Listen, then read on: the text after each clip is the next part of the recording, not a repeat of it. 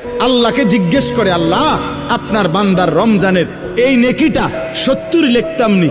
আল্লাহ বান্দার দিকে তাকাইয়া যখন দেখে গুনাহ থেকে মুক্ত, আল্লাহর জিকিরে তার জিহ্বা ভিজা, আল্লাহর মহব্বত তার কলিজার মধ্যে, সুন্নাত মোতাবেক তার জীবন, আল্লাহ তখন বলে না 70 না 700 লেখো, 700, 7,000 লেখো, 70,000 লেখো, 7 লক্ষ লেখো, 70 লক্ষ লেখো, 7 কোটি লেখো, 70 কোটি লেখো, 70,000 কোটি লেখো। এক সেজদায়, এক সেজদা একবার সুবহানাল্লাহ বললে আল্লাহ বলে লেখো 70,000 কোটি সুবহানাল্লাহ লেখো।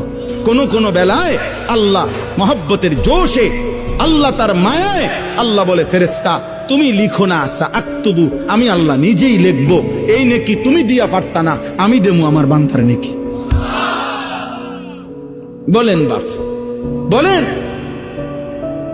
আহাজ মুসলমানের সন্তান, যদি তোমরা বুঝতা যে তোমাদের মালিক তোমাদের প্রতি কি পরিমাণ খেয়াল করেছে।